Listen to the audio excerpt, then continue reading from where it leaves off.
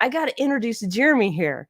All right. So, Jeremy Horn is the founder of Elite Performance, a mixed martial arts training organization based in Salt Lake City, Utah. He's been an active competitor in MMA for over 30 years and has fought in over 180 fights during that career. Jeremy has fought in almost every fighting organization in the world and has also trained 6 UFC world champions. And I forgot to add in here who all: Forrest Griffen, can't remember the other guy, Frank Shamrock, I think maybe. We'll ask Jeremy whenever he gets on here. But Jeremy was also the former IFC, which is International Fighting Championships middleweight champion, and the King of the Cage lightweight champion. So we're going to ask him what all of these things mean and more. Let's welcome Jeremy onto the show. Hey, Jeremy. How are you? Good. Thanks for coming on tonight. Well, thanks for having me. You bet. So could you decipher for us? Let's just start with the real basic stuff. Could you decipher for us all the acronyms? There's IFC, UFC, blah, blah, blah. Sure. So the easiest way that I would explain it would be just similar to like the difference between USPSA and IDPA. Like they're both shooting sports. They're in the same sport. They have slightly different rules. They're different leagues. Some people can, some people shoot back and forth. You can be a USPSA grandmaster and still be nothing in IDPA if you never compete there. So all the different organizations have their own contender rankings, champions, and I fought for most of them. So. Okay, now explain all the chaos in the background, because people are going to think you have that you have a bunch of kids or something. Well, I sort of do. I'm here at my gym right now in my office, and practice is going on right now. The kids are right outside the door, so you'll hear the occasional wild screaming banshee running past. So, and my dog is here, so she may freak out and start barking too at some point. Yeah, mine too. Mine's the same way. Well, that's real life, right? Yes. So tell us about your beginnings. When did you start fighting? How did you get involved in it, etc.? Okay, so I started training in martial arts when I was 12. My older brother was doing it, so I just followed along with what he did. And this was when was this? It was about 1987, I think, 87 or 88, right around there. So I'm really old. And so I just got hooked from day one. As soon as I found it, I fell in love with it and never looked back. So I trained constantly. And then when I was about 19 or 20, the UFC kind of rolled around, and it was kind of the new hot crazy thing. I don't know if you were familiar with it back then, but it was new. Nobody had ever seen it before. It was basically no rules fighting, and it was all the craze in the martial arts world. They would take different martial arts styles and let them all compete together. So, can a boxer beat a wrestler? Can a karate guy beat a taekwondo guy? And so they all just started going into the ring and beating the hell out of each other. And I saw it and fell in love. And so decided to jump in and try my hand at it. Turned out I was decent at it. And the rest is history. I just kept fighting and kept training. And fast forward 25 years, here we are. Now, what were the names that I missed? I know there was, you gave me a list and I forgot to put it in my notes. Tell me who you fought against. Well, so if you're familiar with some of the sport, bigger names, I've been fighting for, like I said, almost 25 years. And so I fought almost everybody that you've ever heard of in the sport. So I fought Frank Shamrock for the title in the UFC. I fought Dan Severn. Those are both UFC champions. I fought Anderson Silva. He was a UFC champion. I fought Chael Sonnen 3 times. I fought Forrest Griffen. I fought Randy Couture. A bunch of big names. I fought pretty much everybody. That's insane. So, but there's got to be a reason. Like, isn't it true that most fighters have a 7 to 10 year career at most? Yeah, that's pretty common. I don't know. I'm a bit of an anomaly. I think I've always tried to fight and win and get in and out of there as fast as I can without getting hurt, so I can fight again soon. But yeah, I don't know. I have kind of a knack for not getting hurt. I've never had a broken bone, never been cut, never been hurt in a fight. So that definitely been an anomaly. But really, the training is where a lot of guys get hurt and get banged up. It's hard on your body. Yeah, and I saw a video on your YouTube channel where you were talking about, and that's part of the title of this too, is training smarter versus harder. And we're going to get into that a little bit later because you're obviously not just a believer, but it works Yes, if yes, you're smart in how you train. And I think that that could be applied to the shooting world as well. So I want to get into that. Are there, so for those that don't know you, they only know you as a fighter, you're also a shooter and pretty decent shooter too, right? I'm okay. Yeah, I've been competing. I've been shooting for a long time, but I didn't really find the competitive side of things till about maybe 2 years ago. So I dove right in. Like as my fighting career kind of started going, sliding into retirement a little bit, I had to do something competitive. So shooting became my new addiction. So there's a really big community here in Salt Lake City, and there's a match every single weekend. So for about the past 2 years, I've shot a match every weekend. So are there things that overlap between shooting and fighting, or are there things you learned in fighting that help you in shooting? Yeah, there's certainly a lot of overlap. Obviously just adherence to good technique. A lot of times more effort does not equal more success. That kind of thing. Like, Yeah. think about running into a position to shoot. Right, you got to learn how to decelerate early and get into that position smooth, rather than running it at a sprint and then tripping over yourself getting in there. So just understanding how much energy to put into things and focusing on good technique above all else is pretty universal in both worlds. So what is it about fighting that's so addictive? Like I was talking to you earlier, and I don't know that I would get, you got to be like, you got to get used to being in some kind of pain or getting beat up. Like how is that addictive? I don't understand. Help me out Well, here. so here's the thing. That's what a lot of people ask. I don't want to get hurt. I do everything I can to not get hurt. I don't want to feel any pain, but I am willing to risk feeling some pain in order to inflict some pain on somebody else. Oh, So okay. I certainly love the competitive nature of it. Obviously, it's fun to go in there and compete and win. But honestly, I kind of like hurting people. But I'm not like I'm not a bully. I'm not a jerk. I'm not going to pick a fight with somebody that doesn't want to fight and beat him up. That's not cool. But if somebody's willing to step into the ring with me and we're going to try to hurt each other, then I'm pretty happy.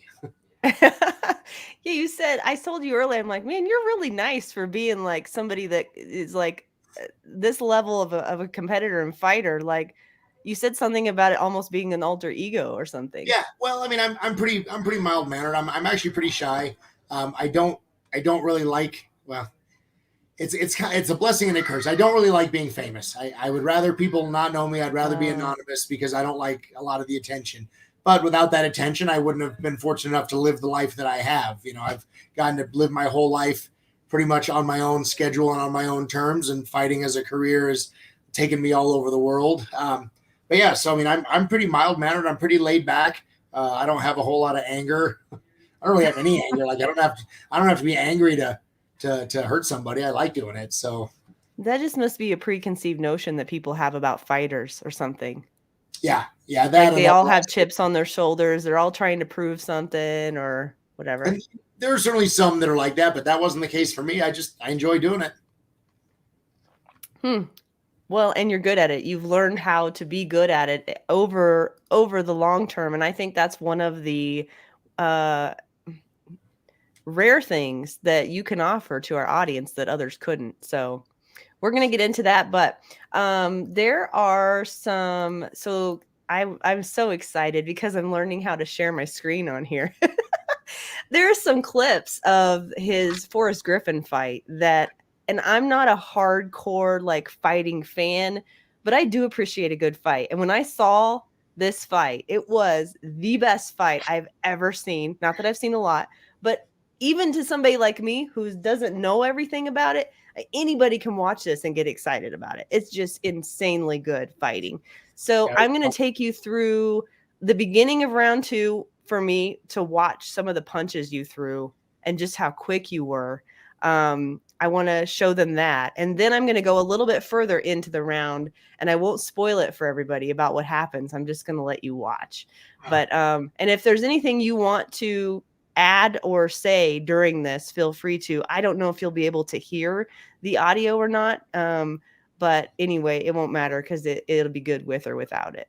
So I'm going to cue this up. He's smiling because he knows. So this is the beginning of round 2 with Forrest Griffen, and we'll just play this for here to just a little bit. I don't know. Man, it's a close first round. Bang, bang. Oh, how about that? Look at Horn. The sweat is starting. Dear God, look at that left Horn hand. showing the stand-up we talked about. Now Griffen says, all right, I'm going to charge you a little bit. That's right. The counter punching by Horn right now. Horn is landing some shots. Beautiful. Tell you what, It helps that the commentators are my friends, so they're pretty kind to me. Yeah, he ain't backing down at all. He ain't backing down at all. this is the difference between the 2 rounds. We saw Forrest Griffen taking it to him early, and Jeremy Horn says, no more of that. That was actually kind of funny. He was actually talking to the referee right there. Great shots in that. Oh, he was? Early moments here in the second round. Yeah, I'll tell you about that when we're done here. It was funny. Good stuff. All right. Well, that was mostly what I wanted to show you on that. And then, so what did you want to say about that portion? Well, so if you rewind it a little bit, you can see him looking up and kind of talking to the referee, and you can't really hear it here. But when I take him down, he screams. He goes, "Ah, fuck!" And the referee's like, "What? What?" He thought I hurt him or something. And the referee's like, "Are you okay?" And I look up at the referee and I go, "Yeah, he's just mad because I took him down." And Forrest is You like, said that? "Yeah." Like we're talking to the referee. And Forrest is like, "Yeah, you're right." Yeah, you're right. He says that. Yeah, because he just, he's frustrated because that was a good takedown. I got a hold of him. He didn't expect it, and it was kind of funny. It's like when you at a higher level, and I've always been fairly comfortable with this. Is like you can kind of detach yourself from what's going on, and you can hold a conversation. You can focus on 2 things at once. You can? I can. At least when I'm fighting, I can't when I'm shooting. When I'm trying to run a stage, man, I'm all in. Or if somebody talks to me, I lose it. But yeah, when I was fighting, I always was able to stay pretty calm and be able to focus on things around me. Like I've had conversations with people outside of the cage while I'm fighting. So wow, I did notice that about you. An incredibly calm demeanor. That was one of the questions I'm going to get to later. But your composure is insane in these fights. And by this time, you had been fighting for probably a decade by then. Yeah. So you had some major experience. Doing it for a while, yeah. Right. So that's probably part of it too. Let's get to the even better part of this.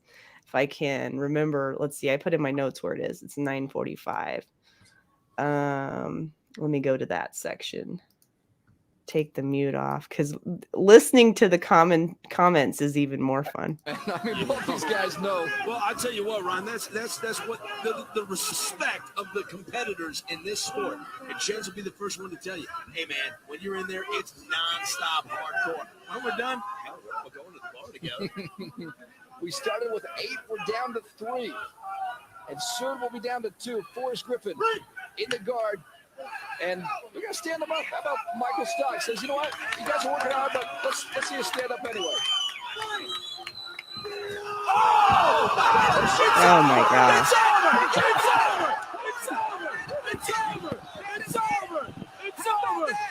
It gets better, guys. Just hang on. It's over. Jeremy Horn with a kick. Knocks out Forrest Griffen. Dear God. They do a slow-mo replay here, so we're going to hang on just a second and watch it a little bit longer. Just a little bit. Jens Pulver standing up right now. He wants to get over The crowd is in a frenzy. The crowd is in a frenzy. Awesome that fight. was unreal. Look at Chance is Griffen. in a frenzy. Give him a second.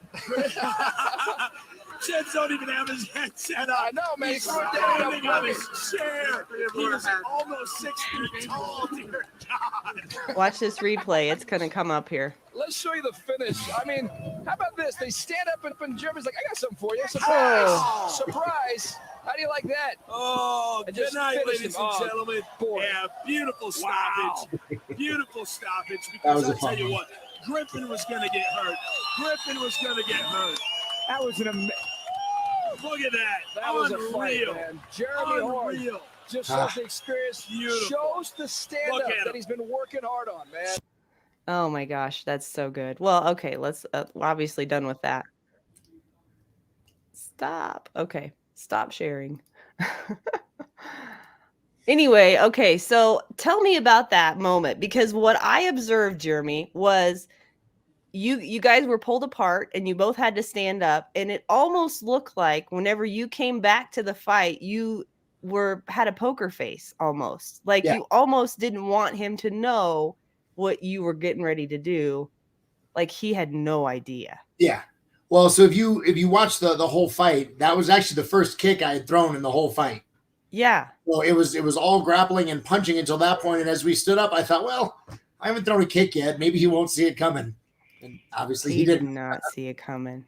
So yeah, it was just kind of like, yeah, let's throw this up there and see how that goes. That was awesome. I loved it, because here's why. Because we were talking earlier and I said, you know what it feels like to me? It feels like the best fighters are the best thinkers. Like this is a thinking man's game. Yes, it's absolutely physical and there's technique involved and everything else, but it totally is a thinking man's game. And what it seemed like what you were doing, and we have more clips coming up here in a little bit, is looking for your opportunity. Yeah, very, very much so. That's one thing that it's a big misconception. It's fading away a little bit as the sport becomes more popular. But early on, everybody thought that MMA fighters were just, cavemen that were in there trying to kill each other, and obviously some were. But for the most part, the majority of people that fight in MMA are generally pretty bright. They're well, you have to be so you don't get hurt. Yeah, right. There's you'll have your occasional guy that's just a freak athlete that is just powerful and athletic and strong. But most of the time, the best fighters are smart, or at least what they call a fight IQ. They may not be real book smart, but their strategy and their thought process and their composure, as far as it pertains to a fight, at least, is usually pretty high. So then what kind of, because I am relating all of this to shooting, mostly competitive shooting. Sure. What is the mental game behind this? Like what is your mental process going into a fight? What does that look like? I mean, I know there's probably a warming up process of some kind physically, but I'm more interested in the mental aspect of it. Well, so it is very similar. Obviously, you have your training, which needs to be polishing all the physical skills so that when it's required, you can do it. So you spend a lot of time on a fast draw, fast transition, sight acquisition, reloads, all that kind of stuff. And you learn how to do that like at a subconscious level, so you don't have to think about doing it. When it's time to be done, your body does it. So then when you go to a match and you can look at a stage, you can break apart the stage and see how you want to run that stage. And that your body is going to do the right things. Like, here's the start position. The first position I'm going to shoot from is, 10 feet to my right around a barricade or something. And how to run over there properly. You're not going to sprint and fall out of bounds and lose your position. You're going to decelerate properly because you've trained all of those skills before. So then when it comes time to shoot the match, you don't have to tell yourself, hey, start decelerating 3 steps early so that I can be in position with the gun, because you've already trained all of that stuff. So then when it's time to break down the stage, you're just go here, shoot these, go here, shoot these, reload as I move over here, shoot these, you can walk through it in more simple terms because you've already trained all of the individual skills. And that's how fighting always was for me. I always would look at every fight, every position. I wanted to break apart that position and try to figure out what is the best way to handle this. If he's going to do this, these are my options. This is my best option. This maybe is the one that's easiest. This is the one he's going to expect the least. And then when it comes time to fight, all I have to do is just basically go in there and let my body go on autopilot and do what it wants to do because I've already trained all of the skills. That's what I was going to ask you was what percentage of a fight do you feel like is subconscious competence and what percentage is conscious, like strategic thought while you're doing it? Like literally, if you're able to have a conversation with the ref or people outside the ring while you're fighting, you're obviously not needing to give too much conscious skill, cognitive skill to it. Well, so there's different portions of a fight. Obviously, in an MMA fight, when you're standing up and you're throwing punches and stuff, you got to be a little more dialed in and focused there. Well, sure, yeah. You can't really split your attention there because you're your reflexes and things are a lot, you got to be sharp on the ball. But then when you're on the ground, everything slows down a little bit. And so you have a little more bandwidth to think and expand your focus a little bit more and start opening up and loosening up a little bit. And that's really what I always excelled was on the ground more than anything. So when you're standing up, are you being more reactive, so to speak, than when you're on the ground? You have time to think and time to recoup a little bit, right? Yeah. Or is that just as taxing physically being on the ground? When you get better, it does tend to be a little more time to relax and recuperate and let your body recharge a little bit. But yeah, your reflexes and reaction time are way more important on your feet. Right. Yeah, that makes sense. Well, this is so fascinating because there's a lot of correlations actually between, and it's just being a high performer in general, I think, is what this is really about. And so tell me about the role of mental toughness and what that plays in training, in fighting, and how can what advice would you give to people to help develop that? Well, I think it really comes down to, again, just the deeper your understanding is of what you're doing, then the more you can kind of separate your emotions from your brain. So, for example, if somebody is gonna, I don't know, if they're gonna twist my finger and they're gonna break my finger, it hurts pretty bad. But I need to be, that's illegal in that. You're not allowed to do that kind of thing. But just as an example, I could step back from that and go, okay, you're going to break my finger and that's going to hurt really bad. But how much is it really going to affect my ability to fight? Breaking my finger off is not that big a deal. It's going to hurt real bad. So I have to just be able to endure that pain so that I can continue to do whatever it is I need to do. It's like, I'm sure you've heard stories of people in the military and law enforcement getting shot, right? Mm-hmm. Sometimes people get shot in the hand and it's game over for them because they give up and quit. Mm-hmm. Other people get shot really, really badly and they just refuse to quit. Mm-hmm. And they just mentally fight through that and just do what needs to be done, and as we all know, your body is way more resilient than you think it is. So if your brain doesn't give up, if your mind doesn't quit, your body will follow along much easier. And that's really all it is. I look at every position, I look at every fight. There was an old movie I can't remember the name of it, but it had a perfect quote. It said, are you hurt or are you injured? That hurts. Does it stop the functioning of my body? No. Well, then ignore it. It doesn't matter, and there's some stuff that doesn't really hurt, but is going to affect the functioning of your body. If you're going to break my elbow, I can't fight anymore, even if it may not hurt that bad. It does. But, theoretically, I bet it does. But if theoretically, if it doesn't hurt, you could ignore it, but that doesn't do me any good because I still can't fight if my arm is broken. Right. So.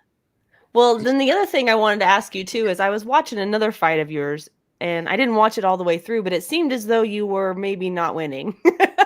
I've had a few of those, yeah, it seemed as though you were in survival mode. And so my question to you is, when you're in survival mode and your back's against the wall and things aren't going good, how do you get through that mentally? Not just to endure that, but to think your way through that, to stay calm and try to stay strategic and not panic. And then not only that, but then to get back up on top again, so to speak. Does that make sense? Absolutely, it does. What does that process look like? The biggest thing for me is trying to stay focused on the right things to do and trying not to focus on the part of it where I'm getting beat up and it hurts and I'd rather be somewhere else right now. But that's really what it boils down to is,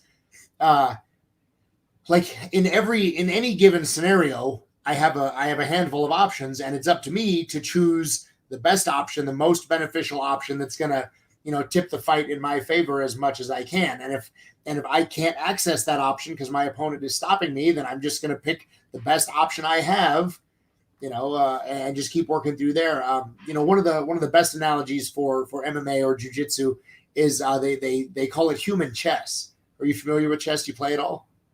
No, but I'm familiar with it. Well, so basically what it boils down to is there are specific rules that the pieces have to move in.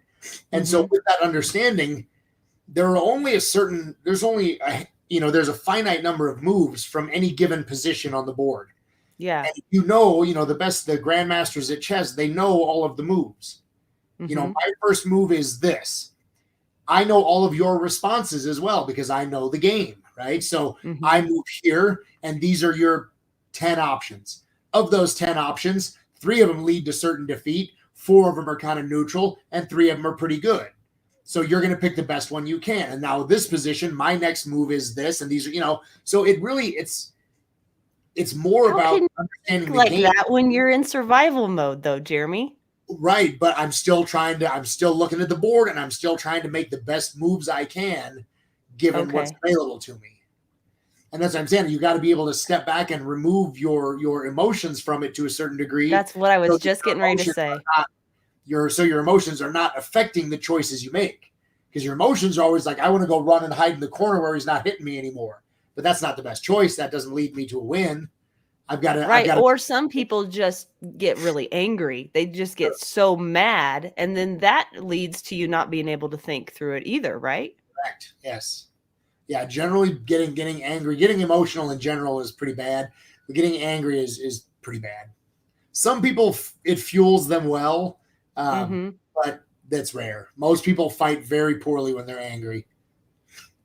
This is really interesting stuff. I like it. I have so many questions too. Okay, let's go back into.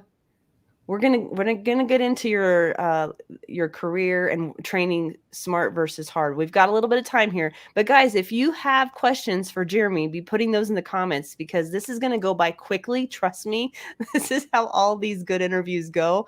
And before I know it, it's gonna be over, and I'm gonna go, oh. So make sure you're putting those questions in the comments while you think of them. As soon as they pop in your brain, just put them in there. We'll gather them at the end. So there's a highlight reel online too of some of your fights. And there's this particular part that I want to show. If there's anything else while this is playing that you want to comment on, feel free to, but I'm just going to run this through here. And there's no sound on this one. But some of these moves, man, holy cow. This one. So that can't be something you've planned out. That is just, you saw an opportunity and you took it right now. You had to think quickly and do that. A little of both. You train all of these moves, and some of them are, higher percentage than others, and some are pretty low percentage, but you train all of them to a certain extent. And so when the opportunity presents itself, if your reflexes and your thinking process is sharp enough, then you're gonna go after it. Oh, this looks like it hurts. Yeah. Yeah. What is that? Is that an arm bar? Is that what that's called? Yeah, I was his I knew one move. So I've got his right arm, and I stretch it out, and then I get my legs in front of his face and hold his arms immobile so that then I can straighten out his right arm. And that's it on that one. Well, there was more highlights, but I didn't want to just play highlights the whole interview. Part of me kind of wanted to, but okay. All right. So, and that was when I was going to talk about the thinking man's game, because I could tell in that moment you saw that opportunity and took it, and I would not have that ability, but I guess if I trained enough for it, I might. I don't know. That's what it boils down to.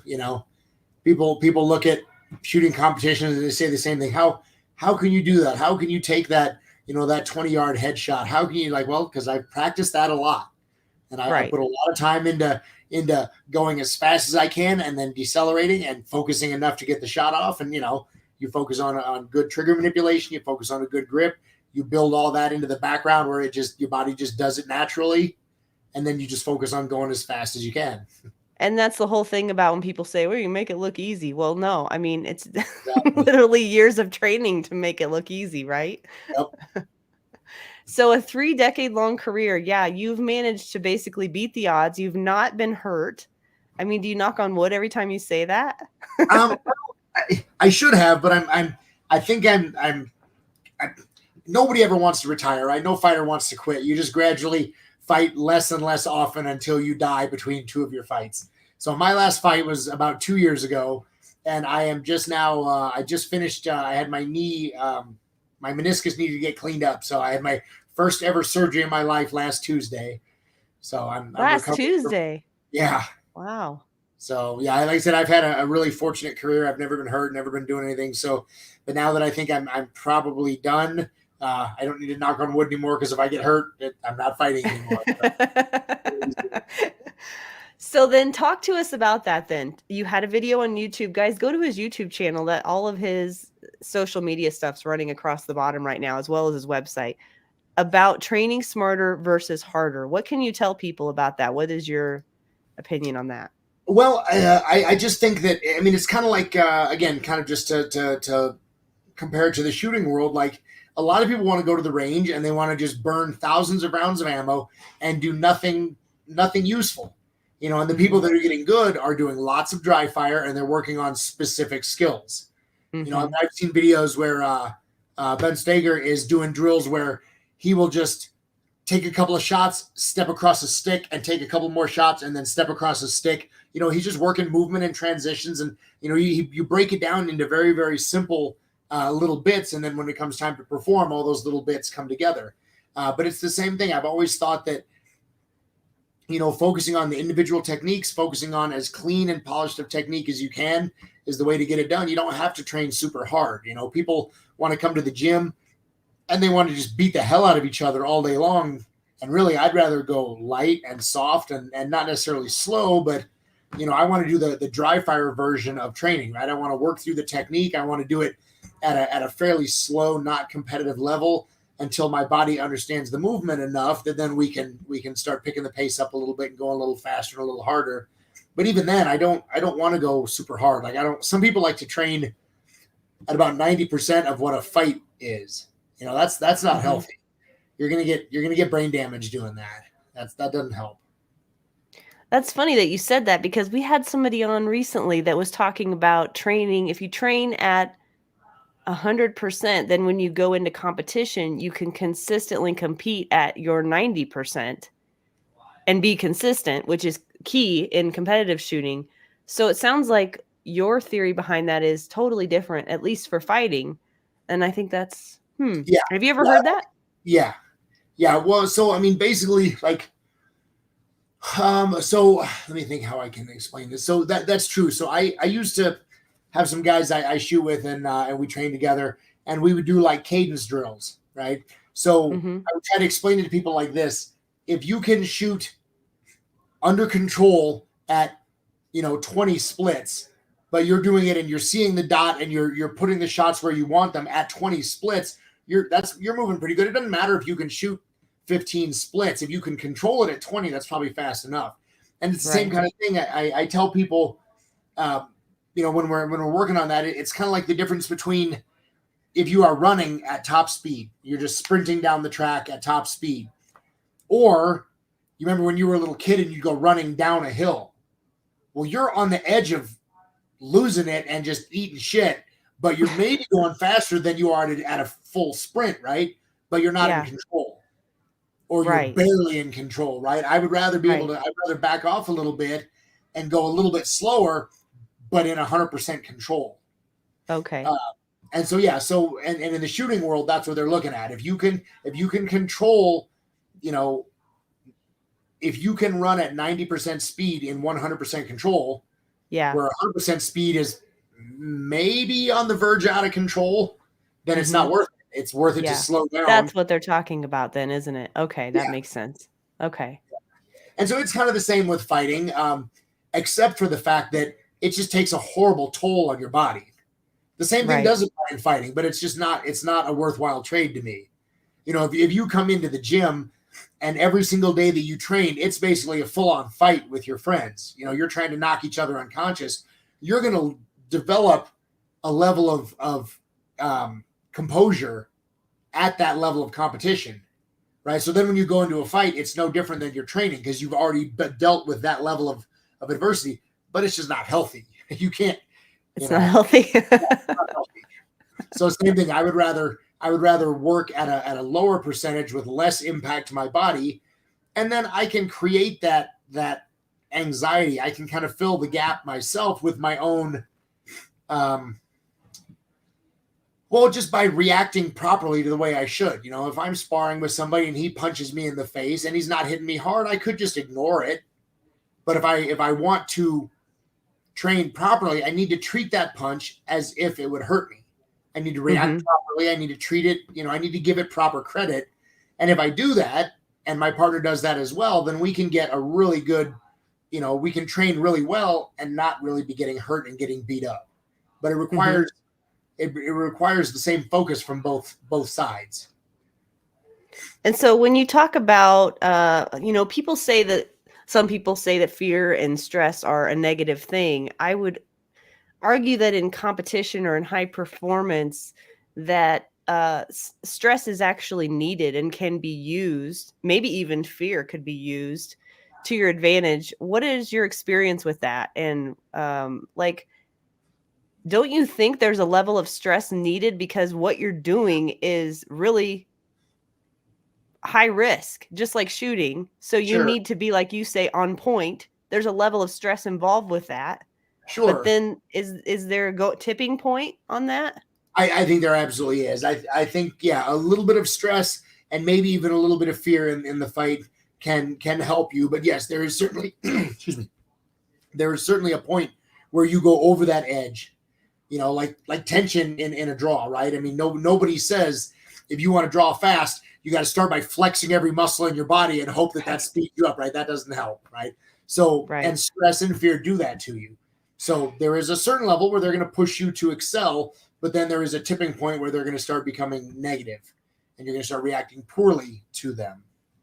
And do you have any approaches or strategies to controlling those? It seems like you just kind of naturally are chill, which is really weird to me. But for those of us that aren't, any advice? I am a bit of an anomaly. I've always been this way, and fighting has never really raised my heart rate much. I'm pretty calm. I get performance anxiety because I want to perform well. But as far as being scared and it's just never was there. I'm kind of weird. But when I try to help other people with that, what I think is the most useful is to make sure that they are training at a level that is, let me think what's the right word for it. I want it to be, the challenge is low enough that it's not eliciting fear and stress, right? So if I'm, if we're training together and I'm going to teach you how to slip a punch, right? I can say, look, I'm going to punch you in the face as hard as I can. You better move out of the way because if I hit you, I'm going to break your nose. Ready? 1, 2, 3, go, right? You're going to be terrified. But if I start really slowly and I go, okay, I'm going to extend my arm and I'm going to tap you on the forehead and I want you to try to move. And if you don't move, I just tap you on the forehead. Then you can try to move properly without the fear of failure, because you're not going to hurt you. Yeah. And then as you get better with that, I start going a little bit quicker and a little bit quicker. And then maybe I make a closed fist and I put on a glove and I tap you on the forehead. And as soon as you start reaching that point where you're starting to close your eyes, you're starting to flinch, you're starting to overreact, obviously fear is getting too much, so we back off. And that's what I want all the guys at the gym to do too. I want them all to push hard up until the point where they find themselves starting to make mistakes, starting to flinch, starting to react poorly to things. That's when they're going too hard and they need to dial it back just a little bit and then stay right there. So it's an incremental exposure is what you're saying. Yeah, exactly. Well, like stress inoculation. Right. Yeah, same thing. Yep. Man, there's a lot of overlap. That's crazy. I train a group of cops locally here. They come and train with us. I'm part of their DT program. And one of them is a real high-level competitive shooter here. And he and I talk about it all the time, how much overlap there is. Fighting is fighting. Right? Yeah. I mean, if I'm fighting with my hands or he's, on the job fighting, he's part of the SWAT team, he's fighting with a gun, fighting is fighting. The mentality overlaps a lot. Yeah, definitely. Well, this is really valuable stuff that you're giving our audience. So I really appreciate it. I've got a few more questions. And then if you guys have any questions for Jeremy, put those in the comments. I don't see any yet. This is kind of a quiet audience tonight. And it's funny because I've had past guests before. that I was really, really excited about. And I thought people would have just so many questions, but I don't know if they just get like so captivated or something that they just, I don't know what it is. Sometimes they're quiet and then sometimes they banter the entire broadcast. So don't know what it is, but so you They're just talked about, giant head. I doubt it. No. I'm going to talk about you as a coach here in just a second, but I'm curious to know, were there coaches of yours, people that had mentored you or coached you along your journey, that really had a huge impact on you? What happened with that? What was your relationship with them, and what did they teach you? Yeah, I've had a couple of different coaches. Certainly people that I've learned from a lot throughout my journey as a fighter. But my first couple of coaches, a guy named Dave Jobin, who's was very, very big in my life. He helped me a lot when I first got started training. And then Pat Miletich was another one. I moved to Iowa and trained with him when I first started fighting, and he was a big influence as well. But I've learned a lot from a lot of different people. John Lewis was another guy that taught me a lot. He came to Omaha and did a seminar when I was still very, very new to the sport, and showed me a lot of cool things. And he kind of opened the door to me to start exploring things on my own a little bit. There's been a lot of people that have kind of, I don't even know if they would know they did it, but I saw them do something. I was like, oh, I'm going to figure out how to do that. And I just would keep studying until I could figure it out. And did you have like a dedicated mentor or coach like along your path, maybe early on or when you were having struggles? No, not training? really. My first coach, my martial arts instructor back then was a guy named Dave Jobin. He's the one I trained with when I started when I was 12, and I trained with him until I was 19 or 20. He actually came with me to my first fight, and then not long after that, I ended up moving to Iowa. So I was with him for like 6 or 7 years, and he helped quite a bit. And then when I moved to Iowa, I was training with Pat Miletich, and he was the kind of the next in line that they kind of gave me some guidance and kind of gave me some focus as to what it is I wanted to do. Do you think that there are some people that are just more like wired, whether it's a shooting or hand to hand, doesn't matter. They're just more wired to be a fighter than other people? Or do you think that there are some people, like you say you're shy, which to me just sounds so crazy. It sounds like it's hard for me to wrap my brain around that, and that could be like, I would say that's a superpower, because you being like a nice shy guy, and then if somebody didn't know you and then you had to defend yourself, man, that'd be a bad day for that guy. Yeah, I mean, luckily that doesn't happen because I don't go out in public very often. I'm a hermit too. Are you? Yeah, I just hide at home and play video games, hang out with my dog, dry fire. I don't do much else. Yeah, you said that you're lucky that you've just kind of been able to live the life that you wanted to live. And I said, I don't think that's luck. I think that you've built that. And I don't know if you've meant to, but you've built that yourself. So you should take a little bit of credit for that. Well, I do. I certainly worked hard throughout my career, but I don't know. I mean, there's a difference between working hard at something that you love to do and working hard at a job that you hate. It's right. They say if you love what you do, you never work a day in your life. So, yeah. I went to the gym every day and I trained hard, but it was just me going to the gym and hanging out with my buddies. That's like, is it, let's say you're a paid shooter. Is it really work to go to the range and shoot 1,000 rounds a day? Like, no, not really, right. But that's work. Right. Yeah. So I just live my life playing with my friends all day, every day. And then every now and then go beat somebody up and they pay me for it. So that's awesome. That's a great life to live. Very much so. I'm very, very happy. So we do have a few questions. I want to get to, though, I want to plug your gym just a little bit. And I don't know if you're taking new clients or anything, but you're in Salt Lake City and you teach. Tell us about your place there in Salt Lake. So, I've been in martial arts my entire life. And so that was, I knew from an early age that I was going to do something in martial arts eventually. And so obviously was fighting for a long time, but I also found out that I love to teach. So, and I'm kind of a natural teacher. I kind of can't help it when I see people that are doing something that needs some correction, I will try to help them. And so luckily most people in the gym, obviously they come to me, But I teach people how to shoot as well, some local people and stuff like that. But I've always wanted to do it. I've always wanted to help people. So it was kind of a natural segue from student to fighter to coach. Yeah, it seems like you do have a heart for that. That's pretty cool. Well, we do have a few questions. Oh, here's another one. And yeah, bear with me, guys, because I'm running the show by myself tonight. So it probably isn't quite so streamlined as usual.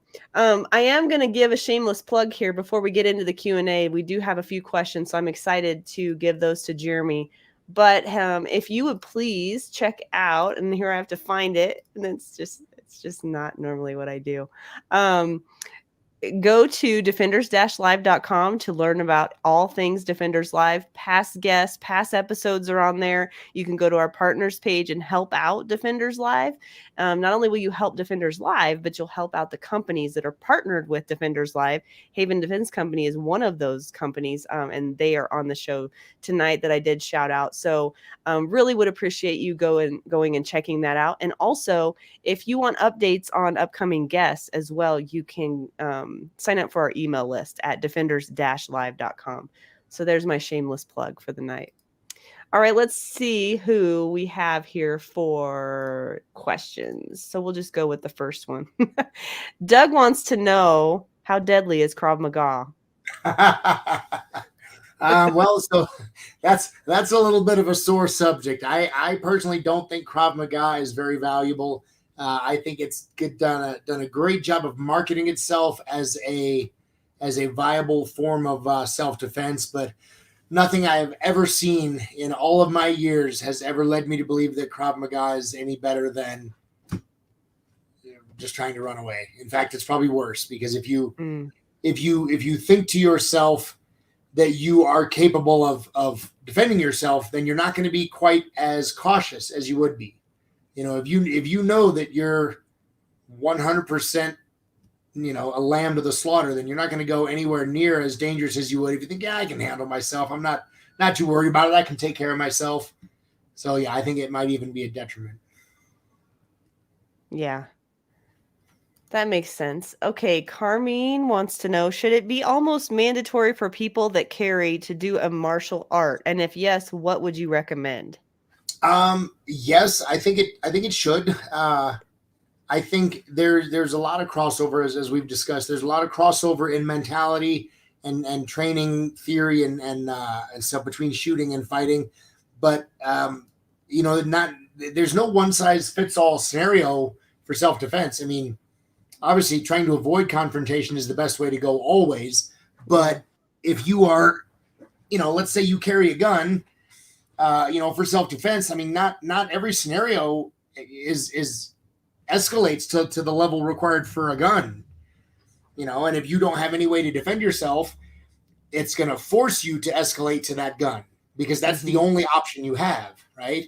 Whereas, I mean, I don't worry about getting mugged too often. Granted, I don't go anywhere anyway, but like, I'm not worried about getting mugged. I'm a big guy, and people generally leave me alone. But even if they do, like, I'm totally capable of handling myself just hand to hand. So the gun doesn't need to be an option. But if you don't know how to handle yourself, then the gun is your only option. You're going to go to it way sooner than maybe you would need to if you had some training other than that. The same thing applies, obviously. Being a good boxer or good fighter, that's not the end of the road either. Sometimes you do need to go to a gun, and I think everybody should carry and be well trained in both hand-to-hand and firearms. Mm-hmm. As far as which one, yeah, it would be Brazilian Jiu-Jitsu, I think.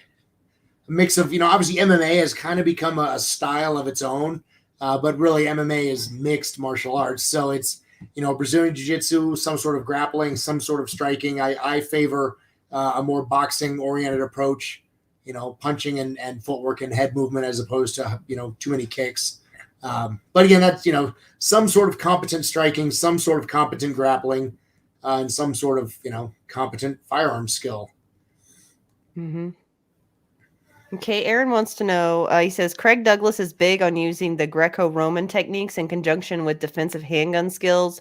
Do you have any specific techniques that you feel overlap well with defensive shooting? Oh yeah, I know Craig Douglas. A lot of his stuff is spot on. I agree with everything he says pretty much. I've never heard him say anything that I would disagree with. Understanding, how to control somebody's body, how to control their limbs, particularly the upper body is what Greco-Roman really excels at. And so, yeah, being able to control somebody's hands if they've got a knife or a gun is definitely a useful skill. That's if you're hearing anything from Craig, it's gospel. Clint wants to know, what are some good open hand skills to master for the regular everyday defender? Well, I would say still, some sort of grappling. I always go back to that, but the truth of the matter is, if you are thinking from a purely self-defense scenario, like obviously I was a competitive fighter, so I needed to be as well-rounded as possible. But if you're looking from a purely self-defense scenario, unless that guy's within arm's reach of me, I can run away. I don't really need to know how to box unless I want to fight, right? And if I can't run away from you, then I'm going to grab you, and now we're wrestling, and I'm just going to pick you up and throw you on your head. I still don't need to know how to box. It doesn't hurt to be reasonably well-rounded at everything, but every fight that I've ever seen, they will grapple. People are going to hit each other, and when they're close enough, they're going to grab each other. So understanding how to do some wrestling, how to do some form of grappling, jiu-jitsu, sambo, judo, whatever, all of those will give you a big step in the right direction. Okay. And then Heather's asking, is there a single fighting technique that best encompasses defensive skills for the average human? I'm not quite sure what what angle she's getting at. A best defensive technique that encompasses defensive skills. I don't know, maybe have her reword that. Single fighting technique. Heather, can you elaborate? That's the fun thing about it being live. Yeah, just at a glance, I would say always just understanding how to grapple. That's one thing that a lot of people don't.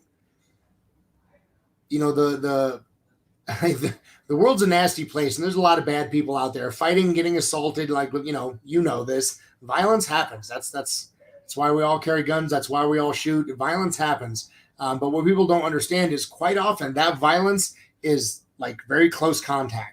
So understanding how to grapple, how to wrestle, something along those lines is very, very useful.